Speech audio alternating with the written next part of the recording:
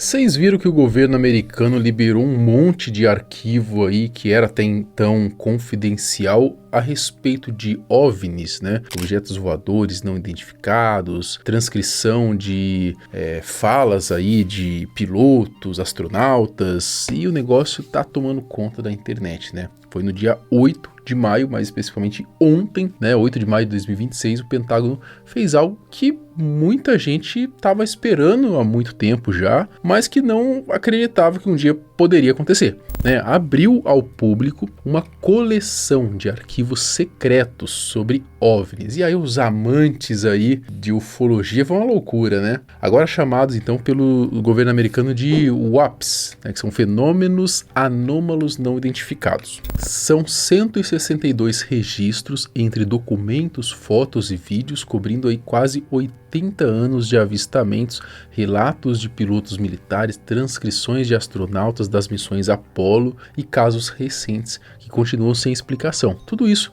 disponível online, sem precisar de autorização para acessar. Mas a grande pergunta que todo mundo tá querendo responder é o seguinte, né? Tem alguma coisa bombástica lá dentro? O que tanto foi publicado? Tem foto de ETzinho lá e agora sim tá confirmado 100% que os alienígenas existem, já estão entre nós, ou pelo menos já estão nos visitando? Vamos entender o que aconteceu, por que resolveram liberar isso agora, né? O que esses documentos estão mostrando? Vamos conferir tudo no vídeo de hoje. Eu sou o Marcelo Milos e depois da vinheta eu te conto.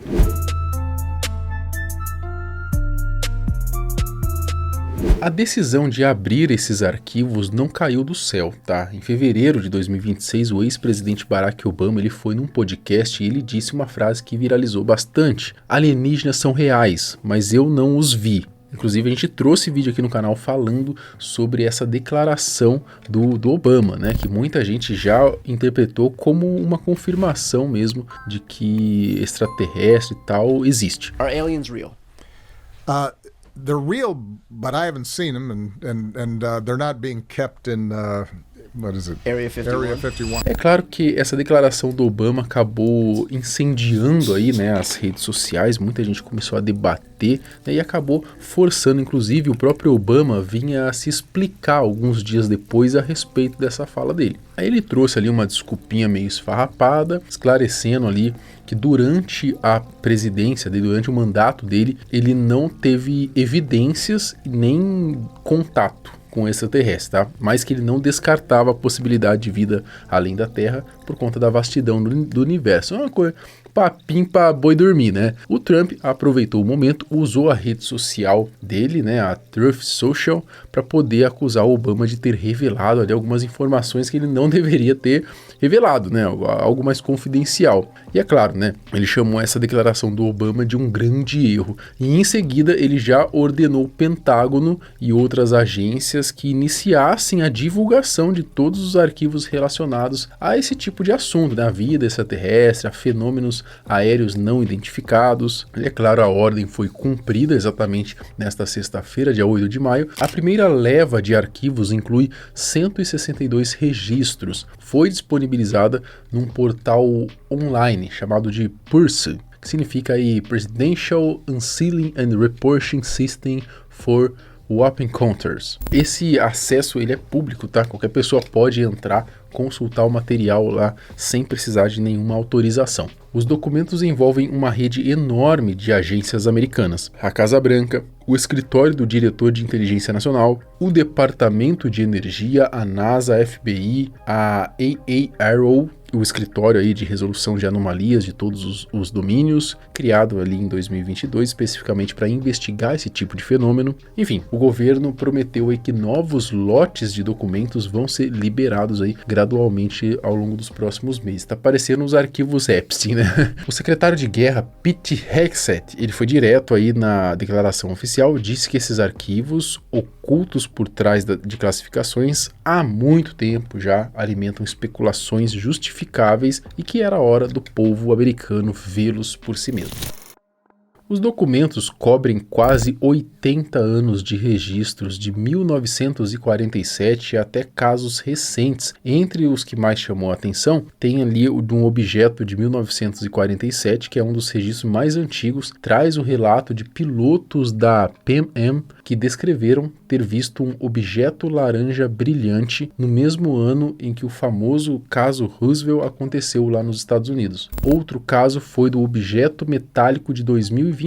O FBI divulgou uma imagem com sobreposição gráfica baseada em relatos de testemunhas oculares sobre um objeto descrito como metálico, cor de bronze, com forma elipsoidal, que mediu entre 39 a 59 metros de comprimento, ou seja, o bicho era grande, hein? Pensa só. Segundo as testemunhas, ele se materializou a partir de uma luz brilhante no céu e desapareceu instantaneamente. Outro caso foi de um objeto identificado ali próximo ao Japão. O Comando Indo-Pacífico dos Estados Unidos registrou um UAP com formato semelhante a uma bola de futebol americano sobrevoando a região próxima ao Japão em 2024. Outro foi objetos no Oriente Médio. Um operador militar relatou ter observado um UAP voando rente à superfície do oceano, fazendo múltiplas curvas de 90 graus em alta velocidade, algo que tecnologicamente não tem explicação pelos padrões aí de aeronaves conhecidas. Áudio da missão Gemini 7. A missão Gemini 7 aconteceu aí em 5 de dezembro de 1965. Os astronautas Frank Borman e Jim Lovell, eles avistaram algo estranho em órbita e avisaram Houston que tinha uma espécie de buggy, que seria tipo um bicho, né, um bicho-papão, então um objeto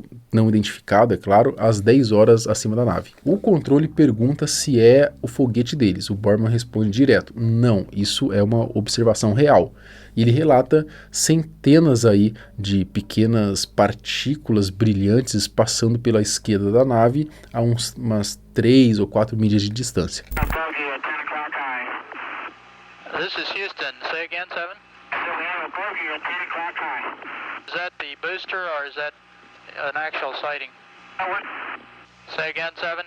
We have several, looks like the 3 up there, actual sighting. It looks like hundreds of little particles going by to the left out about 3 to 4 miles. Understand you have many small particles going by on the left. At what distance? 4 miles. Large, looks like perhaps a vehicle that's disintegrated. Roger, understand they're about 3 to 4 miles away.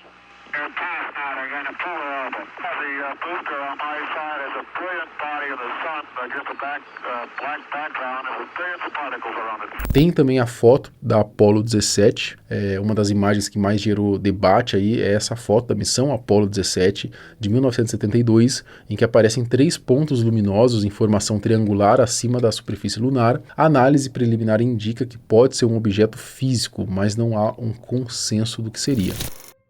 Uma das partes mais curiosas dos arquivos são as transcrições inéditas das missões aí Apollo 12 e Apollo 17, que nunca tinham sido divulgadas publicamente. Nos diálogos, os astronautas eles descrevem o que viram durante as viagens à Lua, né, com um nível de detalhe que deixa as coisas bem intrigantes. Na Apollo 12, um astronauta relatou ter visto luzes disparando em direção às estrelas e descreveu objetos piscando em intervalos regulares enquanto sobrevoa a superfície lunar. Na Apollo 17, um dos tripulantes comparou as luzes vistas pela janela da nave a fogos de artifício do 4 de julho. Outro integrante da missão descreveu um ponto extremamente brilhante atravessando rapidamente o seu campo de visão. Em outro momento da missão, um dos astronautas, o Eugene Cernan, ele olhou pela janela e disse: agora temos algumas partículas ou fragmentos muito brilhantes passando enquanto manobramos. Logo depois ele completou: sim, agora dá para ver alguns deles em formato. São fragmentos bem irregulares e angulares que estão girando. Vale dizer que os próprios registros mostram que parte da equipe técnica na época levantou hipóteses mais convencionais para explicar esses fenômenos, tá? Como,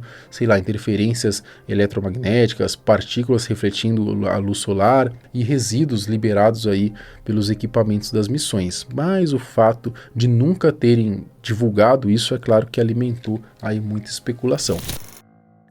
Bom, aqui está o ponto que muita gente vai querer entender bem, né? A liberação dos arquivos não significa que o governo americano reconheceu a existência de vida extraterrestre ou de naves alienígenas. O Pentágono mantém essa linguagem bastante cuidadosa sobre o assunto. Em relatórios anteriores, o próprio AARO afirmou não ter encontrado evidências verificáveis de tecnologia alienígena, de encobrimento governamental ou de programas secretos de engenharia reversa de naves extraterrestres. Parte dos registros já analisados foi classificada como fenômenos comuns, tá? Balões, reflexos de luz, efeitos ópticos, objetos convencionais e assinaturas térmicas de aeronaves. Outros casos permanecem sem conclusão definitiva, seja pela baixa qualidade dos dados disponíveis ou pela ausência de informações suficientes para poder determinar o que foi visto. A NASA chegou à mesma conclusão em suas próprias investigações de 2022, 2023, que não há evidências de atividade extraterrestre, mas a baixa qualidade dos dados torna difícil chegar a conclusões científicas sólidas. Os 162 documentos desta primeira leva são só o começo, tá? O governo prometeu liberar novos lotes periodicamente à medida que mais arquivos forem encontrados e desclassificados, né? A representante republicana Ana Paulina Luna, ela já solicitou